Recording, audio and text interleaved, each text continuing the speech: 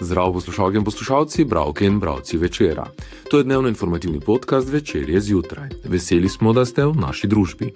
Danes je ponedeljek, 26. januar 2026. Moje ime je Mitja Sagaj. Katere teme izpostavljamo tokrat? Priznanje bo leta 2025 v roke publicista Marka Radmiloviča. Prehranska samooskrba v primežu sezone. Ali je prihodnost slovenske zelenjave v rastlinjakih? Ozadje zimskih priprav, kako NK Maribor z logistiko 2 tonama opreme in 140 tisoč evri gradi temelje spomladanskega lova na lovorike. Naročite se na podcast, da boste obveščeni ob izdaji naslednje epizode. Vse skozi smo z vami na vecer.com. Na začetku in koncu človekovega življenja pa kar nekajkrat tudi vmes stoji medicinska sestra. Ne Golob, ne Janša, ne Jezus, ne Mohamed, ne Frak in ne Talar. Nehajte se zajebavati in jih plačajte. To je izjava, ki jo je publicist Marko Radmilovič v letu Večerove 80. obletnice zapisal v svoji kolumni za prilogo v soboto. Izjava, ki je po mnenju bralk in bralcev Večera izmed vseh 10 nominiranih najbolje rekla Bob. A tudi dobitnik Boba leta 2025 ni pozabil spomniti, da so bile tudi izjave njegovih sonominirancev izjemne, ter da zato ni pričakoval, da bo dobil nagrado. Marko Radmilovič je eden najbolj prepoznavnih in samosvojih slovenskih kolumnistov, piscev in publicistov. Širši javnosti je najbolj znan kot dolgoletni avtor radijske kolumne Zapisi iz Močvirja na valu 202, v kateri značilno ironičnim, satiričnim in pogosto tudi provokativnim slogom komentira družbene pojave, medije, politiko in vsakdanje absurdnosti sodobne družbe. Z dobitnikom Boba leta smo se v soboto zvečer po razglasitvi pogovorili v SNG Maribor. Evo, Marko, nekako se zdi, da tvoj letošnji Bob je mogoče malo smiselno nadaljevanje lanskega, ki je bil tudi na temo zdravstva, sicer zdravniške stavke. Če zdravnika sama zvera lanskoletnega zmagovalca citiram: ne moreš stavkati na nekom, ki potrebuje tvojo pomoč. Kdor potrebuje tvojo pomoč, ne more biti predmet ciljev, ki odražajo na tvoji zasebni koristi. Kako letošnji Bob vidiš ti?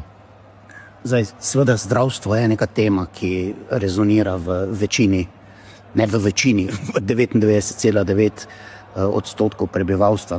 Na tak ali na drugačen način je to tema, ki se tiče nas vsak, in na tak ali drugačen način imamo vsi o zdravstvu svoje mnenje. In spet v 90 odstotkih je to mnenje vsaj v Sloveniji slabo. Zdaj, kar nekaj, spet velik del teh odstotkov, ki govori, da je slovensko zdravstvo slabo, je pač na osebni izkušnji, ker ko je človek bolan ali poškodovan, tako kot v mojem primeru, je ranljiv. In človeška natura je ta, da iščemo vzroke te ranljivosti, bolezni, kakorkoli zunaj sebe.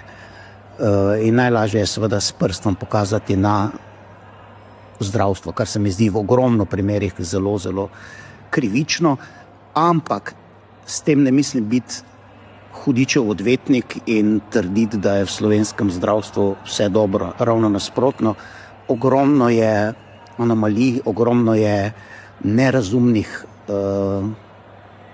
procesov, in kar se mi zdi, če se lahko malo satirika vklopim v sebi, neverjetno, ker nikjer v Sloveniji, nobenem drugem poklicu, v nobeni drugi sferi ni inštalirano toliko intelekta kot v zdravstvu. Tu so zbrani najpametnejši Slovenci. In če se oni ne morejo med sabo dogovoriti, kar verjamem, da je njihov motiv za dobrobit bolnika, kako bolj pričakujemo, da se bomo mi, ki nismo tako hudičev pametni, dogovorili o čemerkoli. In seveda zdravstveni sistem bi potreboval korenite spremembe, ampak ne v to smer, katero sili del politike ali pa določene politične grupacije, s tem mislim zavarovalnice, s tem mislim zasebnost, s tem mislim vse te anomalije. Rabimo prilagoditve v javnem zdravstvu. Ampak moja izkušnja kot poškodovanca je izjemno pozitivna in bi lagal sebi in javnosti, ker sem pač javna oseba v tej meri, če bi trdil kakorkoli drugače. Bi ti sicer vprašal, če bi danes ta Bob povedal kaj drugače, ampak ker si dal na dogodku po prejemu Boba za leto 2025 v bistvu eno istočnico pod Bob, je praviš, torej izjava, ki bi lahko seveda spet kandidirala za izjavo leta, to je ta, da raje imaš, če sem se dobro zapomnil, torej slabo javno zdravstvo kot dobro privatno zdravstvo, pa naj bo to istočnica, kaj s tem misliš? S tem mislim zelo enostavno, da sem jaz na začetku svoje poškodbe pokazal enemu prijaznemu administratorju v Mariborskem kliničnem centru, ko so me iz Avstrije odslovili svojo izkaznico in to je bilo to. 9 mesecev mojega zdravljenja je na tem ostalo.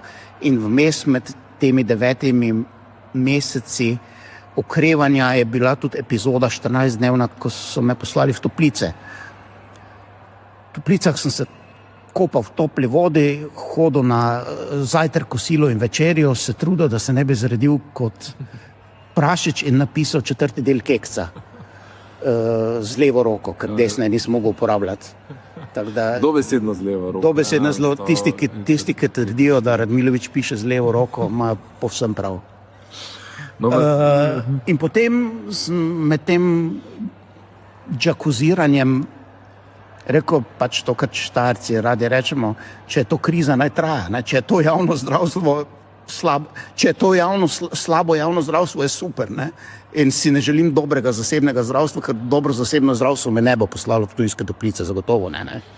Zelo verjetno res, so že pri tem, ti si en tak dokumentarist časa, v bistvu neznačilno satirično noto. Zakaj po tvojem mnenju danes potrebujemo satiro? Se ti zdi, da se včasih piše že sama? Ja, ves čas, seveda. Ne. Satira se piše ves čas, mi v tem poklicu ali dejavnosti, težko bi rekel poklic, ker smo pač prekarci, si bolj kot ne. V tej dejavnosti v bistvu smo samo čebelice, ki to nabiramo, nosimo pan. Naše življenje je izrazito satirično. Že v Sloveniji nam ni hudega, mislim, satirikom, ne? Sploh pa, če pogledaš na globalni ravni, kar se dogaja, ne? Je pa to še lažji poklic, ne? Mislim, da ti ameriški voditelji podcastov in teh night showov in to ni lažjega. Včasih so mogli priti ob 3 službo, da so ob 9 kaj povedali, za priti ob 5 do 9, ne, in blestijo. Nam torej po Trumpu sploh še kaj ostane, oziroma vam, satirikom, dobrim avtorjem, recimo? Zdaj, jaz se bojim, da ni samo Trump, ne? Da bi komu kaj ostalo, ne? Tudi kitajski satiriki imajo polno dela, tudi ruski satiriki lahko imajo ogromno materijala in bojim se, da nas tudi v Sloveniji čaka nov naval kvalitetne satire.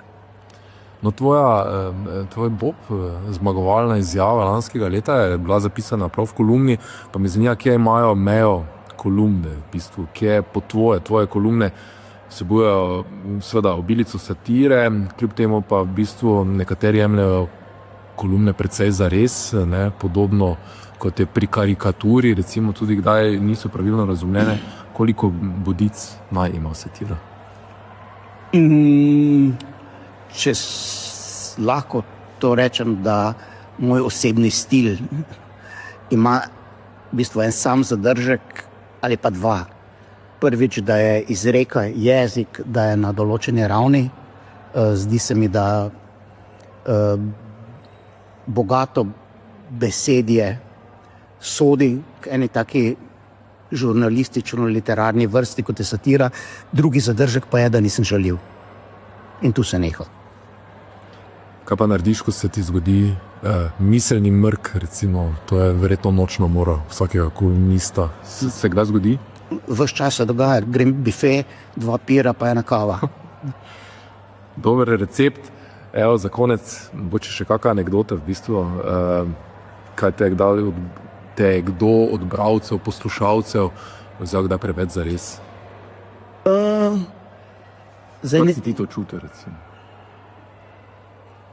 Jaz sem izredno ponosen, da se je to zgodilo, da je to akcija časopisa Večer, ker je Večer pač institucija, s katero rastem vse življenje. To je pač del, tako kot je hladilnik, pa pralni stroj, pa ne mislim potem, ampak del prostora, hiše, del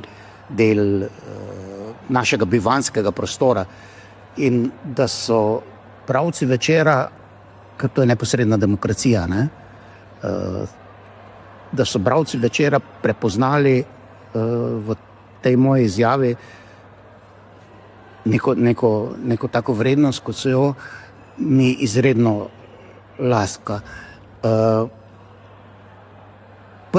Prvi pogoj za satirika pa je, da se ne postavi na pozicijo Boga oziroma vsevednega subjekta, in ko mi bralci ali poslušalci v primeru zapisov iz Večerja na Valu 202, ko mi rečejo, da to pa ni v redu, to pa ni tak, zgrešili ste dejstvo, ne vem, jim vedno strogo prisluhnem in si poskušam to vzeti k srcu in naslednjič te napake ne ponoviti. Super. Marko Radmilovič, avtor zmagovalne izjave Bob leta za leto 2025. Hvala. Prosim. Slovenska pridelava zelenjave se ne sooča toliko s težavami pri pridelavi kot pri prodaji. Ko domača zelenjava pride na trg, ta pogosto že poka po šivih zaradi cenejšega uvoza, kar zruši cene in ogroža preživetje pridelovalcev. Stopnja samooskrbe z zelenjavo sta nizka, ključen izziv pa je sezonsko naravnan trg. Strokovnjaki in pridelovalci kot rešitev izpostavljajo zamik proizvodnje in večjo usmeritev pridelavo v zavarovanih prostorih, tudi po zimi. Rastlinjaki omogočajo večjo stabilnost, kakovost in prilagajanje podnebnim spremembam, a zahtevajo visoke investicije, ki jih kmetje zaradi birokratskih in zemljiških ovir težko izpeljajo. Država sicer namenja sredstva za gradnjo rastlinjakov, vendar pridelovalci opozarjajo, da to ne zadošča. Razdrobljene površine, visoki stroški in slaba povezanost dodatno slabijo konkurenčnost panoge. Vprašanje prehranske varnosti se v javnosti pojavi predvsem v krizah, a dolgoročna samooskrba zahteva sistemske, strateške odločitve že danes. Podrobno o tej tematiki piše Timotej Milanov v spletni in tiskani izdaji Večera. Zimske priprave NK Maribor v Beleku so vse prej kot rutinsko potovanje. Gre za zahteven logistični in finančni projekt, vreden približno 140 000 evrov. V zanimivi reportaži razkriva Miha Dajčman, ki se je tudi letos mariborskim nogometašem pridružil na turški rivieri. Organizacija se začne že poleti, saj sta ta 2 tedna najpomembnejša v sezoni. V Sloveniji razmere za trening po zimi niso primerne, v Turčiji pa ima ekipa na voljo mir, vrhunska igrišča in popolno podporo.